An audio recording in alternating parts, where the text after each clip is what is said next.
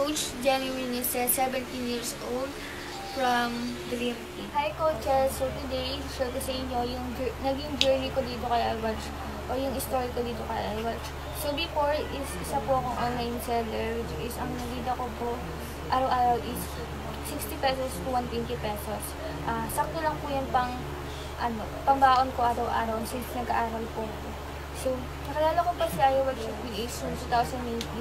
16 years old pa lang po ako. October 29 to. So, isa rin po ako sa mga coaches na walang idea dito sa ganitong industry.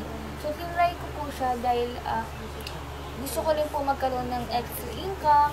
Gusto ko rin pong kahit pa paano mabayaran yung mga fees sa school namin kahit walang tulong ng magulang.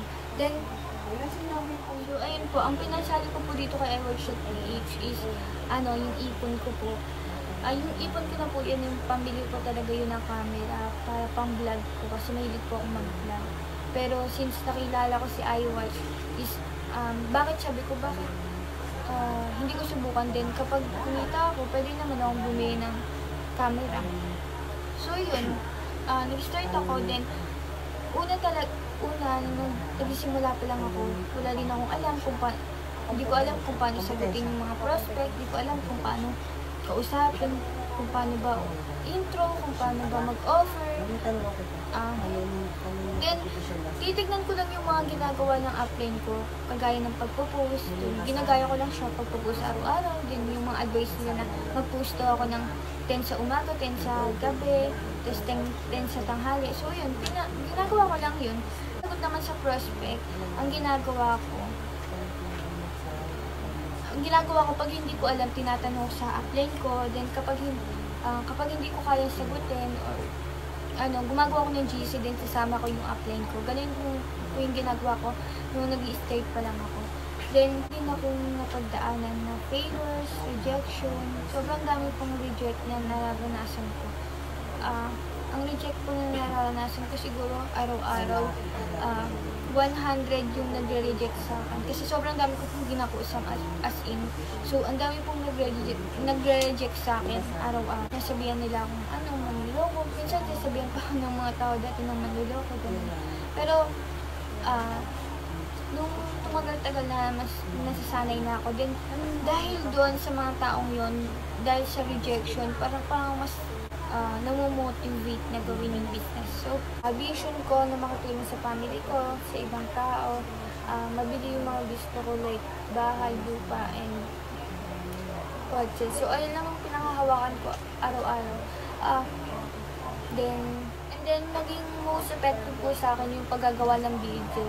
Kasi ayun yung naging effective sa akin yung pagpo-post ng video, na nakakapag-payout ako, kung paano ba kumita. Ganun po yung mga strategy na sobrang naging effective sa akin. So, ayun, ganun lang po yung ginagawa ko yung nagpo-post, nag-share ng knowledge, pagising ko ng umaga, ganun na agad gagawin ko. Then, bago ako matulog, iniisip ko kung anong gagawin ko kinabukas. So, before, isa po akong online seller. So, nakikita ko araw-araw 60 pesos to 120 pesos. So, ngayong iWatcher na po ako. So, sobrang grateful ko po and sobrang nagpapasalamat po sa owners, sa upline ko, and sa mga nagpa-inspire sa akin. Sobrang, hindi ko pa expected yung ganito na kahit ano palang estado mo sa buhay, kahit anong edad mo, is pwede kang kumita.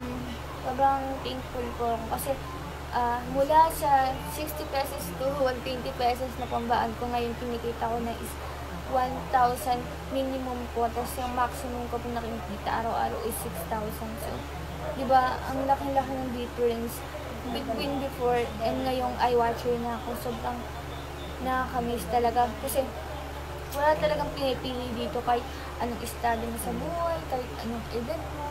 Na-inspire ko yun sa journey ko na dating online seller na 60 pesos lang yung kinikita to 120 ngayon, 1,000 to 6,000 na a day.